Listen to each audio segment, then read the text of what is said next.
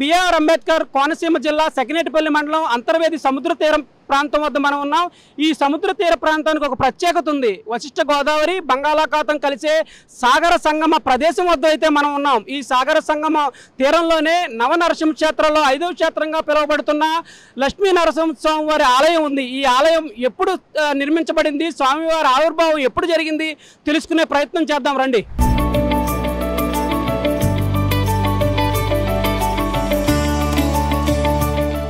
అంతర్వేది లక్ష్మీ నరసింహస్వామి వారి ఆలయానికి క్షేత్రపాలకులుగా ఉన్న నీలకంఠేశ్వర స్వామి ఆలయం వద్ద ఉన్నాం మనం.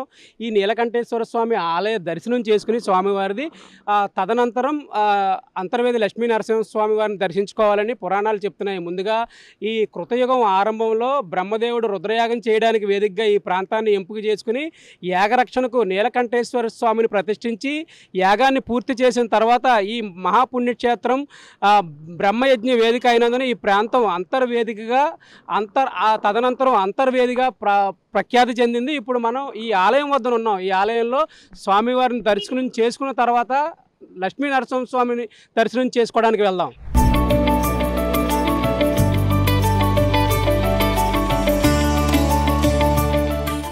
పాలిట కొంగు బంగారంగా కోరిన వరాలు ఇచ్చే కొండంత దేవుడిగా అంతర్వేదిలో లక్ష్మీ నరసింహస్వామి స్వయంభూగా అవతరించారు.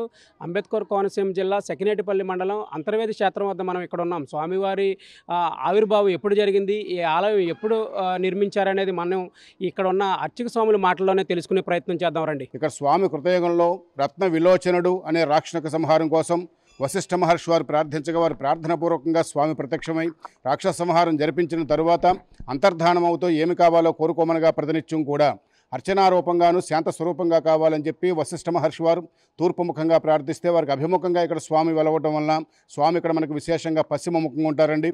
విష్ణాలయాలన్నీ కూడా ఎక్కువగా తూర్పు ఉత్తరముఖాలుగా ఉంటారు. ఇక్కడ స్వామి మాత్రం విశేషంగా పశ్చిమముఖంగా ఉంటారు. ఇక్కడ ప్రతినిత్యం కూడా మరొక విశేషం, స్వామివారి యొక్క గర్భాలయంలో స్వామివారి యొక్క నిజరూపానికి ప్రతినిత్యం కూడా ఉదయం 5:30 గంటలకు విశేషమైనటువంటి పంచామృత అభిషేకం జరగబోతుంది. ఈ అభిషేకం జరిగిన సేపు మాత్రమే స్వామివారి యొక్క నిజరూప దర్శనం జరుగుతుందండి. అభిషేకానంతరం స్వామికి ప్రతినిత్యం కూడా నూతన వస్త్రాలతోటి స్వర్ణ కవచాలంకారంతో మళ్ళీ రాత్రి పౌలింపు వరకు కూడా స్వామివారి అలంకార రూపంలో ఉంటారు. ఇక్కడ ఈ యొక్క అంతర్వేది దివ్యక్షేత్రంలోను శ్రీకాకుళం జిల్లాలోని శ్రీకూర్మ క్షేత్రంలోను యావత్ దక్షిణ భారతదేశంలోనే ఈ యొక్క 2 విష్ణు క్షేత్రాల్లో ప్రతినిత్యం కూడా స్వామివారి యొక్క నిజరూపానికి పంచామృత అభిషేకం అండి. మిగతా చోట్ల విష్ణాలయాలన్ని చోట్ల కూడా మనకు సంక్రమణాలు, పర్వదనాలు, ఏకాదశి తిథుల్లో శాలిగ్రామాలకి మాత్రమే చేస్తూ ఉంటారు అభిషేకాలు. ఇదంతా కూడా కృతయుగం అండి. త్రేతాయుగంలో శ్రీరామచంద్రమూర్తి వారు రావణాసుర సంహానంతరం బ్రహ్మహత్యా దోష నివారణార్థం 1 కోటి శివలింగాలు ప్రతిష్ఠ చేసుకుంటూ వస్తూ తీర ప్రాంతానికి వచ్చి ఇక్కడ స్వామివారి ఆలయంలో పూజాది కార్యక్రమాలు నిర్వర్తించినట్లుగా బ్రహ్మపురాణంలోని గౌతమి మహత్యం గ్రంథంలో ఆధారాలు చెప్పబడుతున్నాయండి. అలాగే ద్వాపర యుగంలో అర్జునుడు తీర్థయాత్రలు చేస్తూ ఇక్కడికి వచ్చి స్వామిని సేవించినట్లుగా కూడా ఆధారాలు చెప్పబడుతున్నాయండి.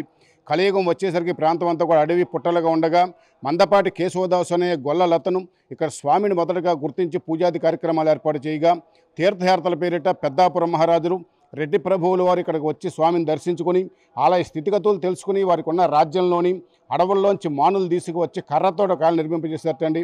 అది కొన్ని కాలానికి శిథిలమైపోతే 1745 శాలివాహన శకం అనగా ప్రస్తుతం మన ఇంగ్లీష్ సంవత్సరంలో తీసుకుంటే 1823 ప్రాంతం నాటికి కొపనాథ కృష్ణమ్మ గారు అని చెప్పేసి అగ్నికుల క్షత్రియులు, మత్స్యగారి కుటుంబీకులు, జమీందారులు, అమలాపురం దగ్గర వాడలరే వాస్తవ్యులు వారు ఇప్పుడు ఉన్నటువంటి ఆలయ మండపాది విమాన ప్రాకార గోపురాలన్నీ కూడా రాతితోటి నిర్మాణం పూర్తి చేసినట్లుగా ఆలయంలో ఒక పురాతన శిలాశాసనం ద్వారా తెలియజేయబడుతుందండి.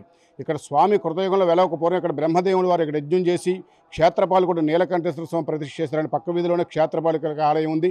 ఈ ప్రతిష్టా కార్యక్రమ సమయంలో భాగంగా బ్రహ్మదేవులు వారు యజ్ఞ వేదిక యొక్క లోపల భాగంగా తీసుకున్నటువంటి ప్రదేశాన్ని అంతటినీ కూడా అందుకు అంతర్భాగంలో ఉండేటువంటి వేదిక కనుక అంతర్వేదిక నామ ఈ గ్రామానికి వచ్చింది కనుక 50 మంది భక్తులు కూడా ఈ నవనరసింహ స్వయంభూ క్షేత్రంలో విశేషమైనటువంటి దివ్యక్షేత్రంగా విరాజిల్లబడుతున్న అంతర్వేది శ్రీ లక్ష్మీనరసింహ స్వామివారిని దర్శించుకుని స్వామివారి యొక్క తీర్థప్రసాదం స్వీకరించి స్వామివారి కృపకు పాత్రలు కావాల్సిందిగా ఈ యొక్క ఛానల్ ద్వారా భక్తులందరూ కూడా విజ్ఞప్తి చేస్తున్నామండి. స్వస్తి. స్వామివారికి ప్రధానంగా ఏ రోజుల్లో ప్రత్యేక పూజలు ఉంటాయి అంటే ఈ కళ్యాణ మహోత్సవాలు కానీ ఏదన్నా విశిష్టమైన రోజులు ఏంటి అసలు స్వామివారికి? ఇక్కడ స్వామివారికి ప్రతి మాసంలో కూడా స్వాతి నక్షత్ర సందర్భంగా స్వామివారికి అష్టోత్తర కలశాభిషేకం 108 కలశాలతోటి విశేషమైన అభిషేకం ఒకటి జరగబడుతుందండి. అలాగే ప్రతి మాసం కూడా అమావాస్య ముందర వచ్చే బహుళ ద్వాదశి నాడు స్వామివారికి మాస కళ్యాణోత్సవంగా శాంతి కళ్యాణ కార్యక్రమం జరగబడుతుంది. అలాగే రేపటి నుండి ఇక్కడ స్వామివారి ఆలయంలో పవిత్రోత్సవ కార్యక్రమాలు అనగా స్వామివారికి ఆలయంలో ప్రతి సంవత్సరం కూడా దివ్యక్షేత్రంలో ఇటువంటి పవిత్రోత్సవ ప్రాయశ్చిత కార్యక్రమాలు జరపబడుతుంటాయి. అది ఈ యొక్క స్వామివారికి ఆలయంలో రేపటి నుండి అనగా రేపు భాద్రపద శుద్ధనామం నుండి రేపు సాయంత్రం నుంచి శిక్షణ పూజ పుణ్యాహవచన అంకురార్పణ కార్యక్రమంతో వైకాన శాఖం పూర్వకంగా 3 రోజుల పాటు అత్యంత వైభవంగా పవిత్రోత్సవ కార్యక్రమాలు జరపబడుతున్నాయండి. 4వ తారీఖు మధ్యాహ్నం పూర్ణావతితోటి యొక్క కార్యక్రమాలన్నీ కూడా పరిసమాప్తం అవుతాయి. ఇక పవిత్రోత్సవ కార్యక్రమాల యొక్క విషయం ఏంటంటే ఇక్కడ స్వామివారి ఆలయంలో జరిగేటువంటి నిత్యారాధనలో భాగంగా పూజల్లోనూ ఉత్సవాల్లోనూ స్నాపన కార్యక్రమాల్లోనూ మంత్రతంత్ర ద్రవ్యాది క్రియాలోపాల్లోనూ జరిగే కొన్ని చిన్న లోపాలు జరుగుతుంటాయి. ఈ యొక్క లోపాల యొక్క దోష నివృత్తి వరకు ఒక ప్రాయశ్చిత్త ఉత్సవాల్లో స్నాపన హోమంలో ప్రాయశ్చిత్త హోమం చెప్పబడింది. ఈ యొక్క ప్రాయశ్చిత్త దానికే పవిత్రారోపణ లేక పవిత్రోత్సవం అనే పేరు ఉంటుంది. ఈ యొక్క పవిత్రోత్సవాల కార్యక్రమం స్వామివారికి జరిగే సంవత్సరాంతం జరిగే పూజాది కార్యక్రమాల్లో నిత్య నైమిత్తిక కామ్య ఉత్సవాలైనటువంటి నిత్యోత్సవ పక్షోత్సవ మాసోత్సవ అయినోత్సవ సంవత్సరోత్సవ బ్రహ్మోత్సవ కార్యక్రమాల్లో భాగంగా జ్యేష్ఠాభిషేకాలు పవిత్రోత్సవ కార్యక్రమాలు అలాగే బ్రహ్మోత్సవాల కార్యక్రమాల్లోనూ భక్తుల యొక్క స్వామివారిని వీక్షించడం వల్ల జరిగే కొన్ని కాలుష్య నివారణకు కానీ ఆలయ పవిత్రాల్లో జరిగే చిన్న లోపాలు కానీ నివృత్తి కొరకు ఈ యొక్క పవిత్రోత్సవ కార్యక్రమం జరపబడుతుంటాయి. ఈ ప్రతి సంవత్సరం కూడా దివ్యక్షేత్రాలు తప్పనిసరిగా జరిపిస్తూ ఉండాలి. అలా జరిపించిన యెడల సంవత్సరాంత ఫలితం కూడా నిష్ఫలమవుతుందని చెప్పేసి పురాణాలు చెబుతున్నాయి. అలాగే పవిత్రోత్సవ కార్యక్రమాలు భక్తులు స్వయంగా చేయించున్నా దర్శించిన ఇక వారికి విష్ణు సాయుధ్యము అశ్వమేధ యాగ ఫలము ఆయుష్ యశస్సు సంపద కలుగునని చెప్పి భృగు సంహిత ద్వారా చెప్పబడుతోంది. ఇక పవిత్రోత్సవ కార్యక్రమాలు అత్యంత వైభవంగా రేపటి నుంచి ప్రారంభించబడుతున్నాయి. అలాగే స్వామివారి యొక్క వార్షిక కళ్యాణోత్సవ కార్యక్రమాలు ప్రతి సంవత్సరంలా కాకుండా ఈ సంవత్సరం వచ్చే 2026 సంవత్సరంలో జనవరి నుంచే ప్రారంభమవుతున్నాయి స్వామివారి కళ్యాణోత్సవాలు. కనుక 50 మంది భక్తులు కూడా తదుపరి వెలువడిన తర్వాత ఇక కళ్యాణోత్సవాలకు అందరూ కూడా వచ్చి స్వామివారిని వీక్షించుకొని స్వామివారి కృపకు పాత్రలు కావాల్సిందిగా ఈ యొక్క ఛానల్ ద్వారా భక్తులందరికీ కూడా విజ్ఞప్తి చేస్తున్నామండి. స్వస్తి గారు.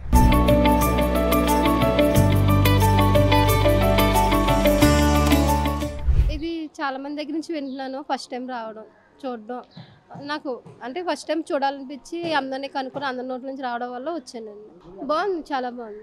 ఓం లక్ష్మీ నరసింహస్వామి దేవత అయిన మోమ లక్ష్మీ నరసింహస్వామి అంటే మన తెలుగు రాష్ట్రాల్లో 2 తెలుగు రాష్ట్రాల్లో మంచి దైవం. అలాగే మా ఆలయానికి ప్రసిద్ధి ఉంది. అక్కడ రోజు డైలీ అన్నదానం జరుగుతుంది. అన్నదానానికి రోజు 2000 మంది 1000 మంది వస్తూ ఉంటారు. అలాగే దేవుని దర్శనం చేసుకుంటా కూడా ఒక 1000-2000 మంది, శని ఆదివారాలు అయితే 2000 మంది 3000 మంది 4000 మంది దాకా వస్తూ ఉంటారు.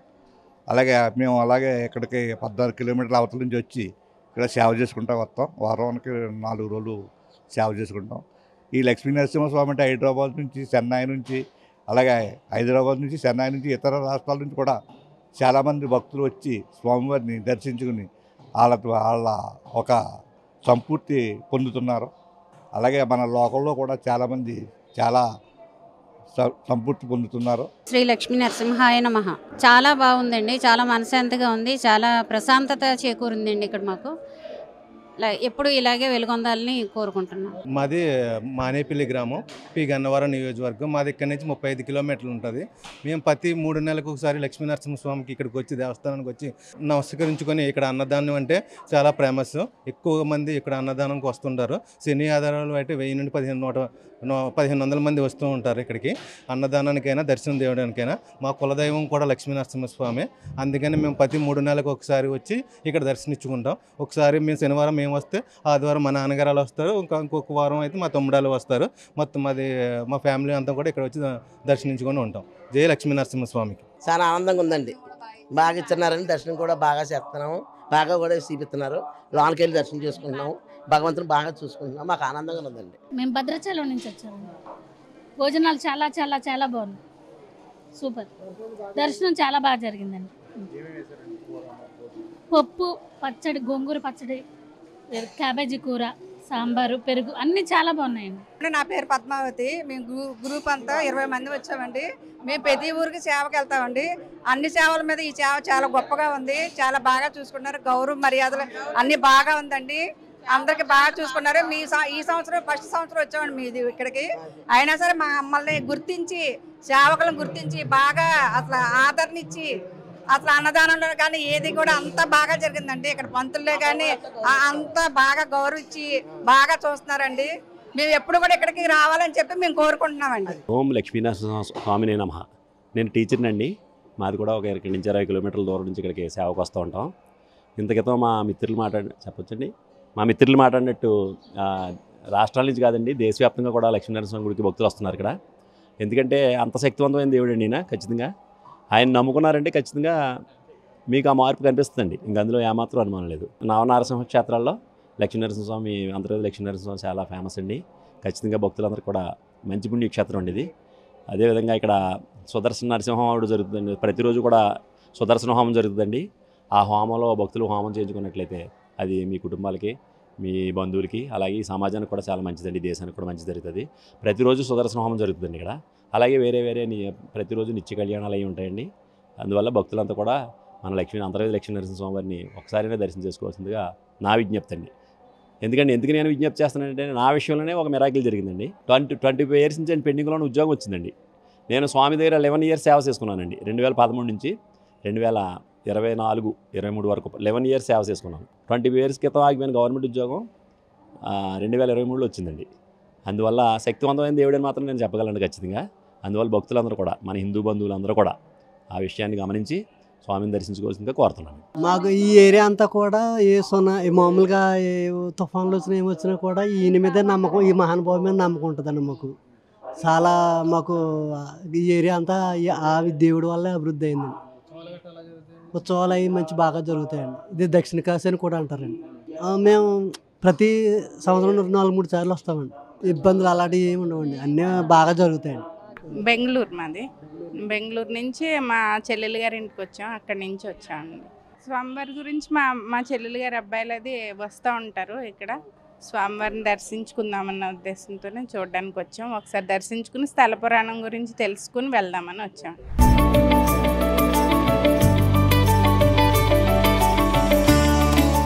అంతర్వేది లక్ష్మీ నరసింహస్వామి వారి దర్శనం కోసం దేశం నలుమూల నుంచి అయితే భక్తులు ఈ అంతర్వేది క్షేత్రానికి వస్తున్నారు.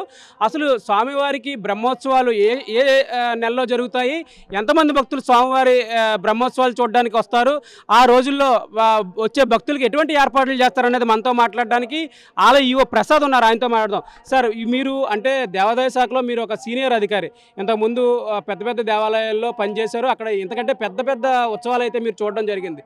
ఈ సంవత్సరం మీరు ఇక్కడ అంతర్వేది లక్ష్మీ నరసింహస్వామి ఆలయ ఈవోగా బాధ్యతలు స్వీకరించిన తర్వాత వచ్చే మొదటి ఉత్సవాలు, పెద్ద ఉత్సవాలు ఏంటి, వాటికి ఎంతమంది భక్తులు వస్తారు, ఏం ఏర్పాట్లు చేస్తారు? ఓం లక్ష్మీ నరసింహాయ నమః. అంతర్వేది దేవస్థానం దేశంలోనే అత్యంత ప్రాధాన్యత కలిగిన దేవాలయం ఇది. ఈ దేవాలయానికి దేశంలో నలుమూల నుంచి కూడా భక్తులు రావడం జరుగుతుంది.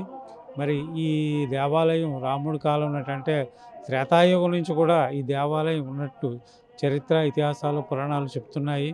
ఈ బ్రహ్మ ఈ అంతర్వేదిలో యజ్ఞయాగాదులు చేయడానికి వేదికగా, మొత్తం అన్నిటికీ అంతర్వేదికగా ఈ ఏర్పాటు చేశాడు యజ్ఞయాగాదులు చేయడానికి. అందువల్లనే ఈ అంతర్వేదిగా కాలాంతరంలో రూపాంతరం చెంది అంతర్వేది అని పిలువబడుతుంది.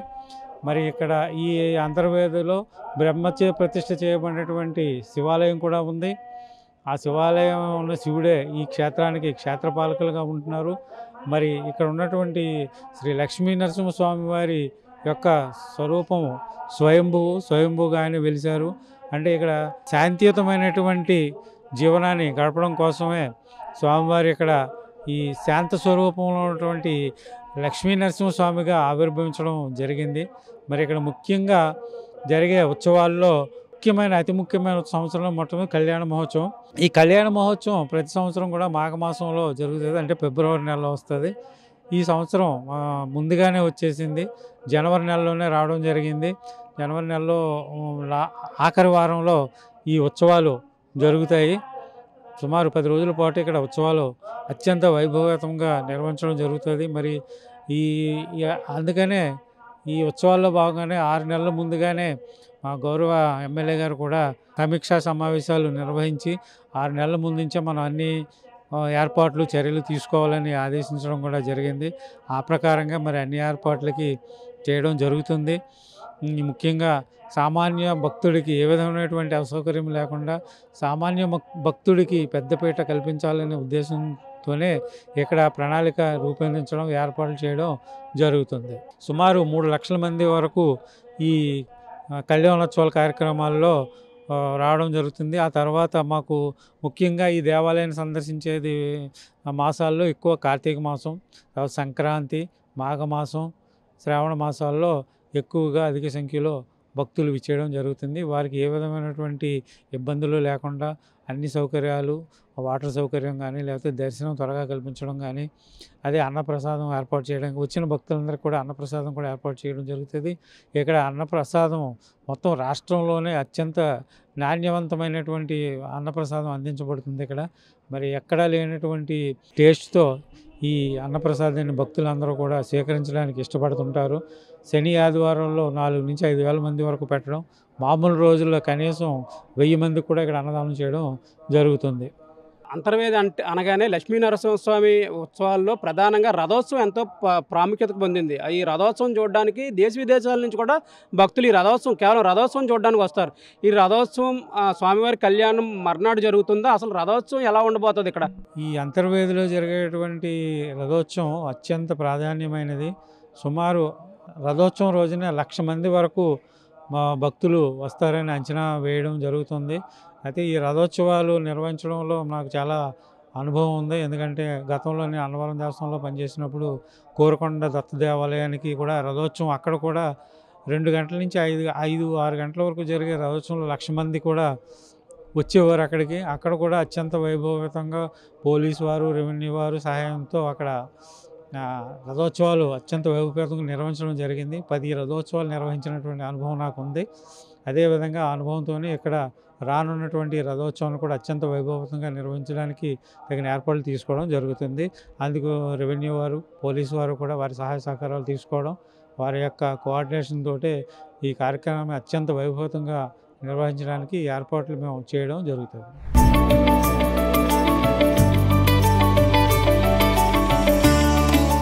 అంతర్వేది లక్ష్మీనరసింహస్వామివారి క్షేత్రంలో మరొక ముఖ్యమైన అంశం ఇక్కడ అన్నప్రసాదం. ఈ ఉచిత అన్నప్రసాదాన్ని రోజు ఎంతమంది భక్తులకు పెడతారు? అసలు ఎంతమంది భక్తులు ఈ అన్నదానం స్వీకరిస్తారు?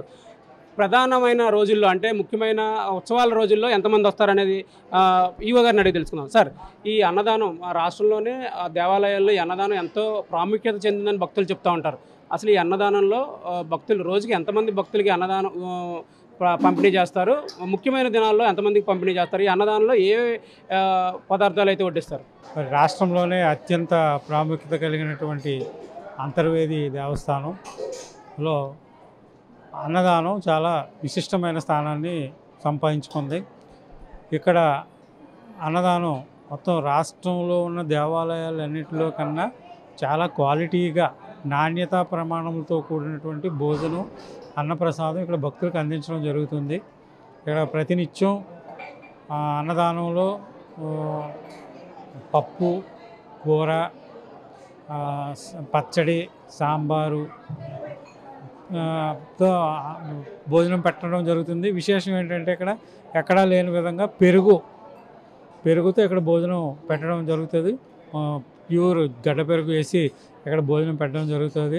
మరి ప్రతినిత్యం కూడా ఇక్కడ సుమారు 1000 మంది వరకు మామూలు దినాల్లో పెట్టడం జరుగుతుంది. శని ఆదివారాల్లో 4 నుంచి 5 వేల మంది వరకు భోజనం పెట్టడం జరుగుతుంది. అదే మరి పర్వదినాల్లో అయితే కార్తీక మాసం అలాంటి రోజుల్లో అయితే రోజుకి 10,000 మంది వరకు కూడా అన్నదానం పెట్టడం జరుగుతుంది. రద్దీగా ఎక్కువ ఉన్న సమయంలో బఫే కూడా భక్తులకి పెట్టడం జరుగుతుంటుంది.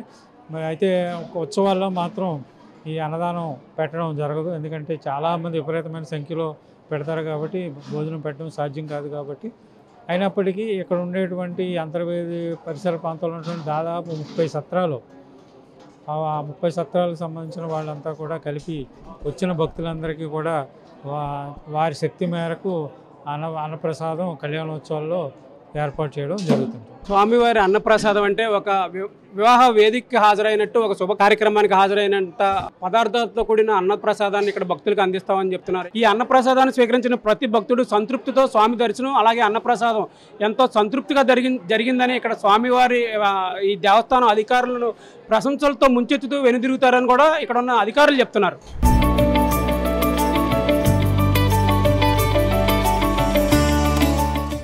అంతర్వేదిలో భక్తుల రద్దీ దృష్ట్యా భక్తుల సౌకర్యాలు అయితే మెరుగుపరుస్తున్నారు దేవాదాయ శాఖ అధికారులు. ఇప్పుడు మనం చూస్తున్నాం ఇక్కడ అన్నదాన భవనాన్ని అయితే 4 కోట్ల రూపాయలతో అత్యాధునికంగా నిర్మాణం అయితే రూపుదిద్దుకుంటుంది. వీరు స్వామివారి మీద భక్తితో ఈ సముదాయాన్ని నిర్మిస్తామని చెప్తున్నారు. జనవరి కల్లా దీన్ని పూర్తి చేసి భక్తులకు అందుబాటులోకి తీసుకొస్తామని కూడా దేవాదాయ శాఖ అధికారులు అయితే చెప్తున్నారు.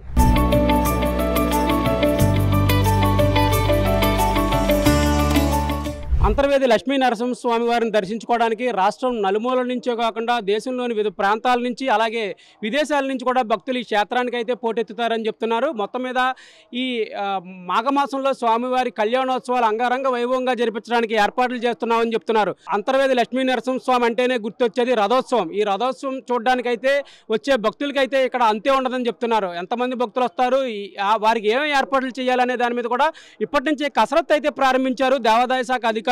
మొత్తం మీద ఈ దేవాలయానికి వచ్చే భక్తుల కోసం ఎటువంటి ఇబ్బందులు లేకుండా వారికి కావాల్సిన పూర్తి ఏర్పాట్లు చేశామని చెప్తున్నారు. సామాన్య భక్తులే తమకు విఐపీలని వారికే పెద్దపీట వేస్తామని కూడా అధికారులు చెప్తున్నారు. సామాన్య భక్తులకి స్వామివారి దర్శనం ఏ ఆటంకం లేకుండా శీఘ్ర దర్శనం అయ్యేలాగా త్వరితగతిన స్వామివారిని దర్శించుకుని సంతృప్తిగా ఇళ్లకు బయలుదేరేలా తగు చర్యలు తీసుకున్నామని కూడా దేవాదాయ శాఖ అధికారులు చెప్తున్నారు. మెగా న్యూస్ కోసం వీడియో జర్నలిస్ట్ దొరబాబుతో ఉదయ్ అంతర్వేది నుంచి.